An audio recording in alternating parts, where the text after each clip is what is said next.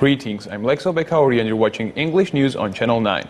Grigory Karasin, Russian Deputy Foreign Minister, demanded to abolish the law on occupied territories during the meeting with Zura Abashidze, special representative of the Prime Minister in Prague. Georgian government officials responded to the announcement immediately. Georgian legislation is our prerogative and we will not receive instructions from the Kremlin, the officials said.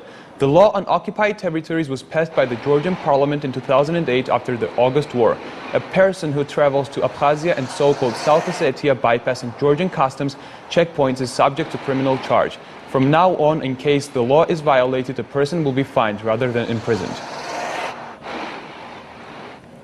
Relocation of the de facto border and construction of barbed wire constructions is violation of international law and the agreement achieved in 2008. This announcement was made by NATO Secretary General Anders Fogh Rasmussen during NATO Ministerial. Georgia will definitely become a member of the alliance. This was the main message of the Secretary General.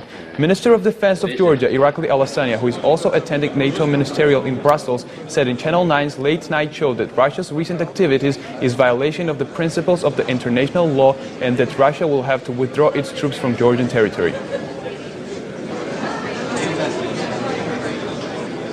Martkofi Second Public School celebrates its 250th anniversary. Minister of Education attended the special event dedicated to this date. A special exhibition, an open lesson, a school conference and a concert was held within the frameworks of the anniversary week. Start of the education process in Martkofi is connected with Saint Anton Martkofeli. 400 students and 45 teachers go to Martkofi school these days.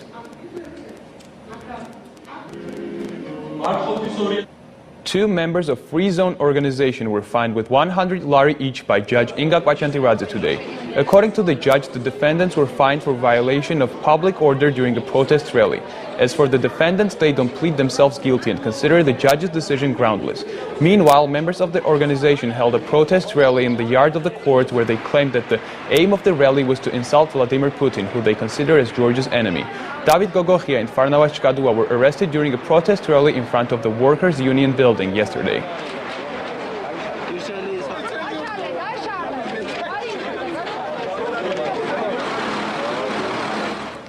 Georgia received another loan.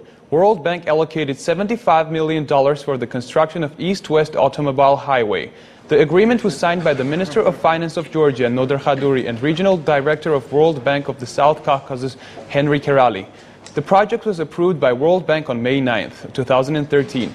Renovation of the bypassed road in Agara and Gomi villages was also held within the frameworks of the project.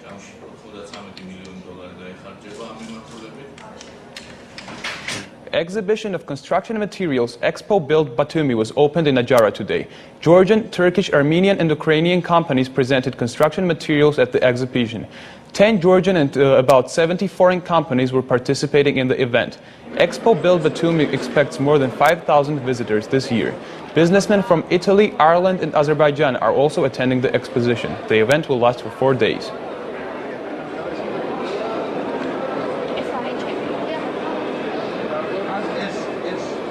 Deputy Mufti of Georgia, Adam Shanidze, examined Samtsarok Mosque, which became the reason of a dispute among the locals in the last 2 weeks. Shanidze stated that the construction of either a mosque or a minaret is not planned in the village, so the dispute was caused by a misunderstanding. The locals see no necessity in the construction of a minaret due to a small number of the congregation, and they see no reason for religious confrontation. According to them, the situation in Samtsaro is intensified artificially.